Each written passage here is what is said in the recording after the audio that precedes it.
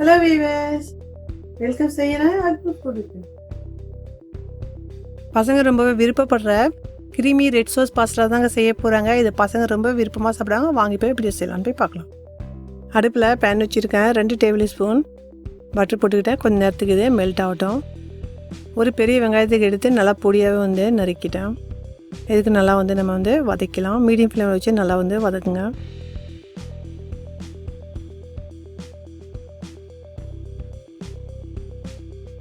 இஞ்சி பூண்டு விழுது 1 டீஸ்பூன் போட்டுக்கலாம். இதுக்கு பச்சை வாசனை போகிற வரைக்கும் நல்லாவே வதக்கலாம்.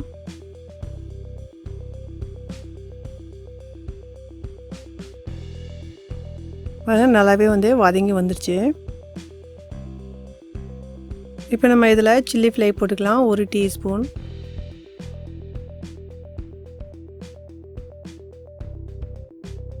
இதுக்கும் கொஞ்சம் நேரத்துக்கு நம்ம வதக்கலாம். இந்த பச்சை வாசனை போகிற வரைக்கும்.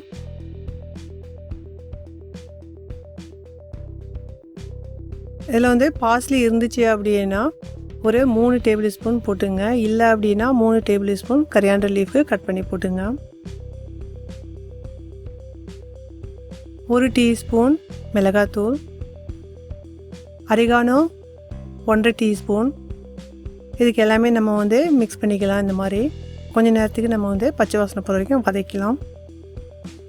ஒரு 50 கிராம் இருக்கும் பச்சை பட்டாணி, ஒரு 50 கிராம் சிம்லா மிர்ச்.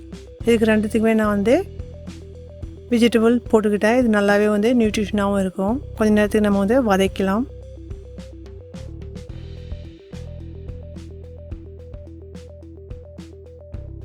பச்சை பட்டாணி நீங்கள் போடக்குள்ள கொஞ்சம் நேரத்துக்கு நீங்கள் வேக வச்சு போட்டிங்கன்னா நல்லாயிருக்கும்.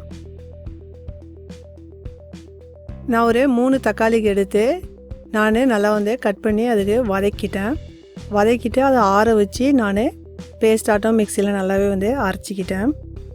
கொஞ்சம் நேரத்துக்கு நம்ம இப்போ இந்த தக்காளி சோஸுக்கு நல்லா வதக்கலாம். மறுபடியும் இந்த மாதிரி நம்ம வதக்கி அரைச்சி போடக்குள்ள நல்லாவே டேஸ்டியாக இருக்கும் இந்த பாஸ்தா சோஸ் செய்யக்குள்ள.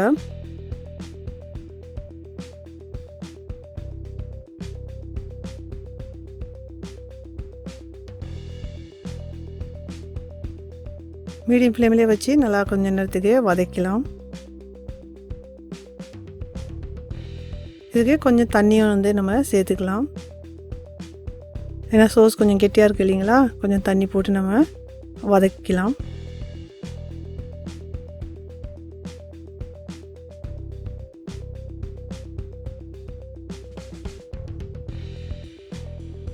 நம்ம மூடி வச்சு ஒரு 5 நிமிஷத்துக்கு இதுக்கு வேக வச்சுருந்தோம்.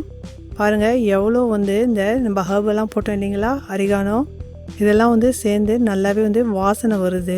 செம்ம வாசனையாக இருக்குது. 1 டேபிள் ஸ்பூன் டமாட்டோ கெச்சப்.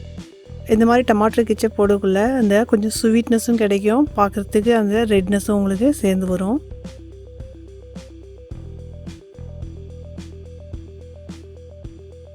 தேவையான அளவு இதில் உப்பு போட்டுக்கலாம்.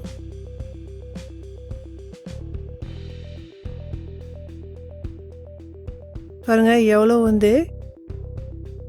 டேஸ்டியாக ரெடி ஆயிடுச்சு. பாருங்கள் இப்போ நம்ம ரெடி பண்ணிட்டோம் இல்லைங்களா, இது தனியாக வச்சிடலாம். இப்போ நம்ம இதில் சீஸ் சோஸ் செஞ்சுக்கலாம். ஒரு 2 டேபிள் ஸ்பூன் இருக்கும் பட்டர் எடுத்துருந்தேன். இதுக்கு நம்ம சிம்லேயே வச்சு இதுக்கு மெல்ட் பண்ணலாம். ஒரு 1.5 டேபிள் ஸ்பூன் இருக்கும் மைதா மாவு. இதுக்கு ஹோல் பர்பஸ் ஃப்ளவர்ன்றாங்க. இதனுடைய பச்சை வாசனை போகிற வரைக்கும் நல்லாவே இதுக்கு வதக்கலாம். பாருங்கள் இந்த மாதிரி வதக்கின பிறகு நம்ம இதில் மில்க் போட்டுக்கலாம். நான் ஒரு 300 மில் இருக்கும் நல்லாவே கொதிக்க வச்சு ஆற வச்சு எடுத்துருந்தேன். இதுக்கு கொஞ்சம் கொஞ்சமாக போட்டு நம்ம கைவிடாமல் நல்லாவே இதுக்கு கலக்கிக்கிட்டே இருக்கணும். கட்டி பிடிக்கக்கூடாது. நீங்கள் மீடியம் ஃப்ளேமில் வச்சு இதுக்கு நல்லா இந்த மாதிரி கலக்கிக்கிட்டே இருந்தால் நல்லாயிருக்கும். நான் இதில் ஒரு 50 மில் இருக்கும் டபுள் க்ரீம் சேர்த்துக்கிட்டேன். நீங்கள் டபுள் க்ரீம் மில்க் இல்லை அப்படின்னா நீங்கள் மில்கே நீங்கள் ஒரு 1/2 லிட்டர் மாதிரி சேர்த்துக்க முடியும். ரொம்பவே க்ரீமியான ஸ்ட்ரக்சர் உங்களுக்கு கிடைக்கும்.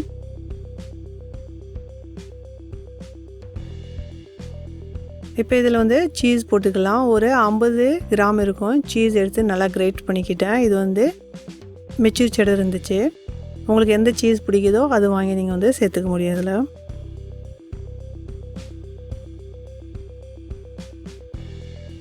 நம்ம ரெடி பண்ணி வச்சுருந்தோம் இல்லைங்களா, இந்த தக்காளி சோஸ்லாம் போட்டு அதனுடைய பேஸ்ட் இப்போ இதில் சேர்த்துக்கலாம். ரெடி பண்ணி வச்சுருந்தேன் அந்த தக்காளி இது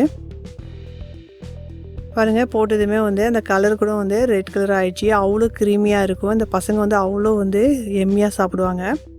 இதில் வந்து நம்ம வந்து பாஸ்தா வந்து போட்டுக்கலாம்.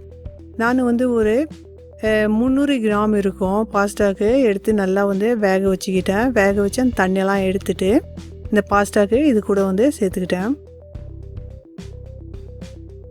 இந்த மாதிரி வந்து பசங்களுக்கு செஞ்சு கொடுக்கக்குள்ள பசங்க வந்து ரொம்ப விருப்பமாக வந்து சாப்பிடுவாங்க. லஞ்சு கூட இது வந்து நீங்கள் கொடுத்து அனுப்ப முடியும்.